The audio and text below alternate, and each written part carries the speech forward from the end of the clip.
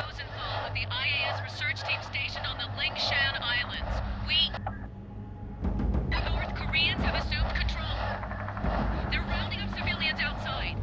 We found something buried in the rock. This discovery could change the future of the planet. The Koreans don't know what they're dealing with.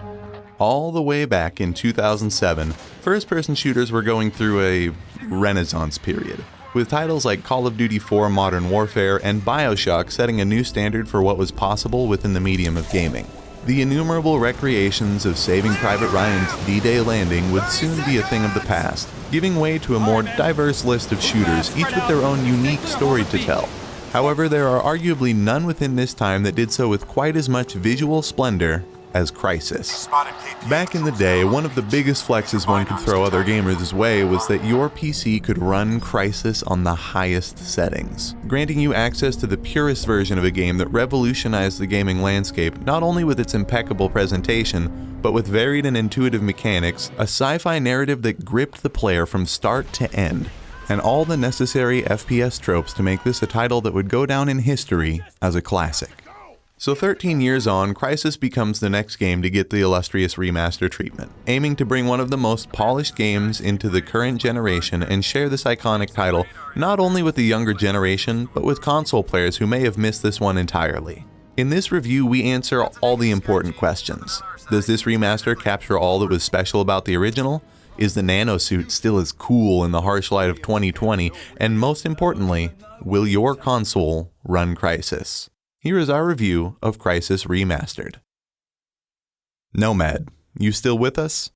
Jumping into the game, what you'll immediately notice is that a graphical masterpiece in 2007 doesn't come close to achieving the same acclaim in gaming's current generation.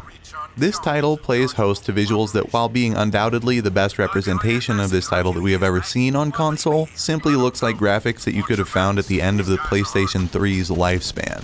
It certainly adds some polish to visuals that are over a decade old, but in doing so, the game runs into a series of presentational problems. The first comes in the form of its frame rate. Back in 2007, perhaps it would have been unreasonable to ask for your game to run at a constant 60 FPS, especially considering all the moving parts within the open areas that Crysis has you explore.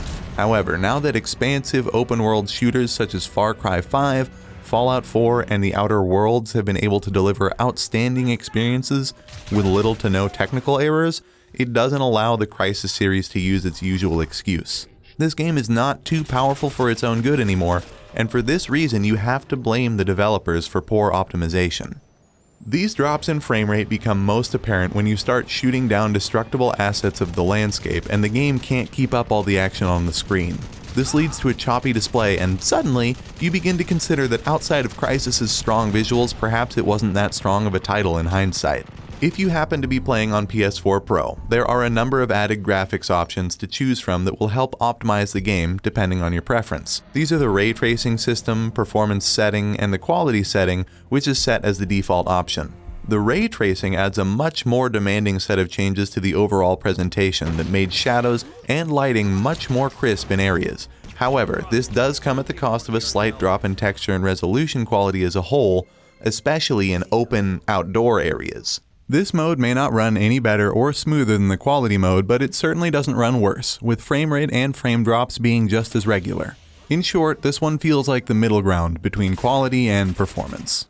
The performance mode aims to solve the frame rate issue by cutting back on the visuals in the hope of delivering much more smooth gameplay.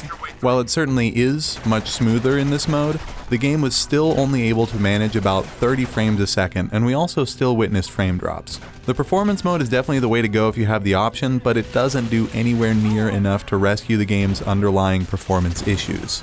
You'll witness many other presentation-related issues in the game too, with one frustrating and immersion-breaking problem being the checkpoint system. For some unknown reason, the developers have decided to take away your ability to save the game on the fly, and it's had a really negative effect on the game as a whole. When a player reaches a checkpoint, the game will bring proceedings to a halt in order to update the save file and load assets ahead of the player, shaking the screen in the process and breaking immersion entirely. If you need a point of reference, it's rather like the Elder Scrolls Oblivion's loading screens that would occur during natural play. In this current age of gaming, this sort of issue is laughable, and perhaps goes to show just how little actual work went into this title outside of making it look slightly more aesthetic in areas. Then, while on the subject of the enhanced textures, it's clear that even these are inconsistent. While foliage, water, and other environmental effects do look like they've had an overhaul, it's clear that others haven't, creating a jarring contrast that only serves as an eyesore. Rocks, inanimate objects, and character models outside of cutscenes are the real culprits in this respect, offering textures that aren't in keeping with the enhanced ones added by the development team.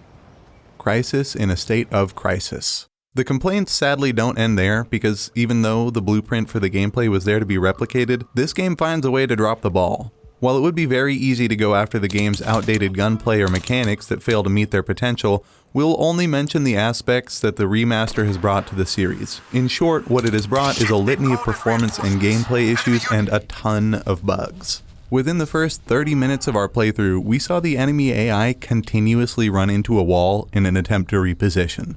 We also exploited the speed mode of our suit so that when we ran out of energy, it ran infinitely at top speed until we shot a bullet from our firearm. We began using a turret in an enemy camp only to get stuck in place and have to reload the checkpoint only moments later to come across an enemy soldier sitting 30 feet in the air floating and simultaneously manning said turret. Plus, when entering various battle sequences, there seemed to be no real change in impetus from the musical score, leading to a really drab and lifeless gunfight with only the unenthused voice acting of the enemy NPCs to fill the airwaves. You really wouldn't expect a game of this caliber, with this much respect, to be so poorly made, and yet that's exactly what you can expect from this title. There also isn't a very comprehensive tutorial for players to learn how to use their wide array of abilities, a section that is very important considering the move to brand new hardware. The game will show you how to move, use your gun, melee, and change gun attachments, but doesn't go into detail on anything else. Which would be fine if they didn't have the audacity to change how some of these abilities worked in action. Let's take the armor mode as a prime example. In the original game, armor mode was not a function that cost any energy for the player, and this worked well as a defensive tactic, especially in the more tricky difficulties like Delta mode. However, this game decides to have your armor mode cost energy, often leaving you exposed in firefights and relying on some cover to stay alive until it replenishes. In the game's defense, you can turn this change off in the settings mode if you happen to be playing on PC, but for PS4 players, this is a burden you'll have to live with.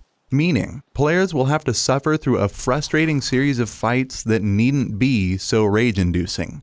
Load times are also incredibly slow for a title released in 2020. Between each chapter, you will find yourself waiting at least a minute, if not more, before the game decides to let you get on with the next one. While it's a small gripe, you have to consider the flack that games as recent as a few years ago, such as Bloodborne or Marvel's Spider-Man, got for this same reason, so we don't see why this title should get any preferential treatment.